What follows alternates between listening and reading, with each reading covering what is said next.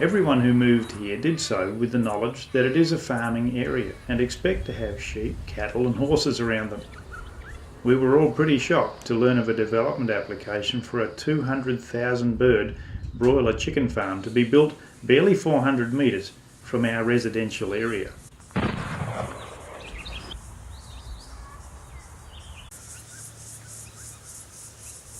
Okay, my name's Jeanette Robinson and I live on a neighbouring property. This is my neighbour's property where, as you will see, the water runs through. There's a chain of ponds that runs through about 6 properties going all the way through down into House Creek, and eventually it hits the Hawkesbury River where the prawn farmers and oyster farmers are.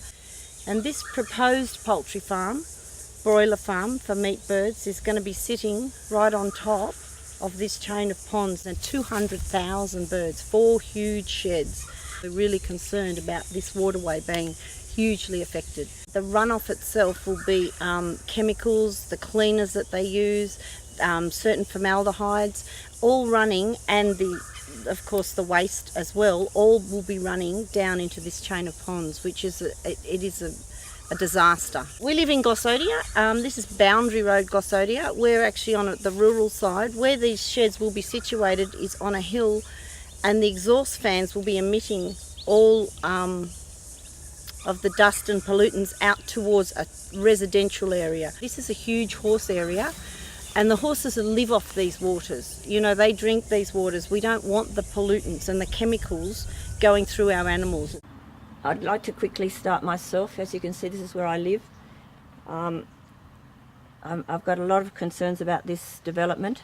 There's a lot of noise, and it won't just affect me, but especially the people in Mitchell Drive at the back, because they are actually going to be closer as bird flies to this development. We're also concerned about the outbreak of disease, in particular avian flu. So I think Glossodia is going to suffer more than we will, for sure, because 350 metres across grasslands, as we all know, won't just affect Chestnut Drive. You'll have Boomerang and so on across there. And, I mean, you can't stop progress, but, you know, do we want it in the middle of prime grazing land and housing land? A meat chicken farm should be located at least 2 kilometres from other farms to minimise the risk of disease transfer between farms. Nowhere is this mentioned in the report. The reason being there are 5 poultry farms within 2 kilometres of this farm. Because what this means is, if this farm has a disease outbreak, a quarantine zone is set up. These other farmers could, and as it happened in places like Mangrove Mountain and things like Mangrove Mountain, it was many years ago, and there was another area, they can't get their feed trucks in, and often they are forced by the government to kill their birds. So this farm poses a risk. First thing straight away, estimated cost of the proposal, $950,000. These 4 sheds are 150 metres long, 18 metres wide. That's the size of a football field in area, 4 of them. Now, whoever they're getting built should have done the school improvements, because they cost that much to build a netball court cover. I mean, that's a ridiculous cost. It's not a little way out. Our estimates are these would cost at least $4 million to build. So it's out by 400% statement. One of them, and this is on all environmental impact statements, is a statement. It's a statement in accordance with clauses 72 and 73 of the Planning Act. And it's basically along the lines that the consultant is verifying that I'll read it, that the information contained in this statement is neither false or misleading. That this statement contains all available information that is relevant to the environmental assessment of the development to which this statement relates. It hasn't been signed. It's not signed. That's what's on the website right now. That's what's on exhibition, an unsigned document. And this is what a lot of people here are probably from Mitchell Drive. Now, the 3 things that can make it a designated development are you're within 100 metres of a natural water body, which it is. You're within a drinking water catchment, which it's not. With 500 metres of another poultry farm, which it's not.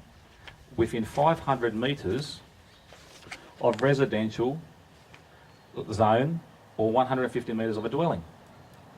Now, they mention that they're 150 metres of a dwelling. They don't mention they're within 500 metres in their report of a residential zone, which they are.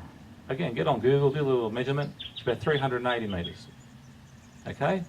So the very thing that makes them a designated development, which means they're supposed to go through more consultation, which the Director General told them to go and talk to the people that you might have an effect on, they didn't talk to anyone on Mitchell Drive as part of the EIS.